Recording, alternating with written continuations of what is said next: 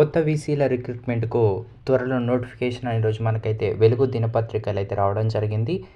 వారం 10 రోజుల్లోనే ప్రక్రియను ప్రారంభించే ఛాన్స్. రాష్ట్రంలోని యూనివర్సిటీ వైస్ ఛాన్సలర్లకు వీసీ నియామకం కోసం ప్రభుత్వం కసరత్తు ప్రారంభించింది. వీసీల కోసం ఈ నెలాఖరు నోటిఫికేషన్ విడుదల చేసే అవకాశాలున్నాయి. దీనికి సంబంధించిన ప్రాసెస్ను విద్యాశాఖ అయితే స్టార్ట్ చేసింది. విద్యాశాఖ పరిధిలో మొత్తం 12 యూనివర్సిటీలు ఉన్నాయి. వీటిలో కొత్తగా వచ్చిన తెలంగాణ మహిళా యూనివర్సిటీతో పాటు వీసీల నియామకం జరగలేదు. తెలంగాణ యూనివర్సిటీ లంచం తీసుకుంటూ ఏజీబీకి పట్టుబడంతో ఆయనైతే తప్పించారు. మిగిలిన వీసీల 3 ఏళ్ల పాలన పరిమితి మే నెలతో మిగియనుంది. అయితే ఈసారి యూనివర్సిటీల బలోపేతంపై దృష్టి పెట్టిన సర్కారు నిబంధనల ప్రకారం కాల పరిధిలోపే కొత్త వారిని ఎంపిక చేయాలని భావిస్తుంది. దీంట్లో భాగంగా త్వరలోనే విద్యాశాఖ నోటిఫికేషన్ రిలీజ్ చేయాలనుంది.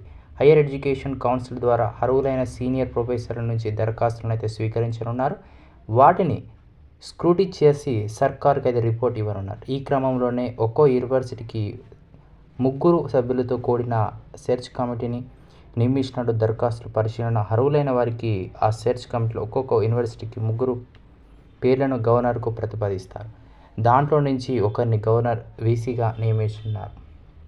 సో తెలంగాణ రాష్ట్రంలో మనకి కాంగ్రెస్ ప్రభుత్వం ఏర్పడిన తర్వాత ఈ యొక్క కొత్త వీసీల రిక్రూట్మెంట్ నోటిఫికేషన్ అనే త్వరలో అయితే మనకైతే రానుంది.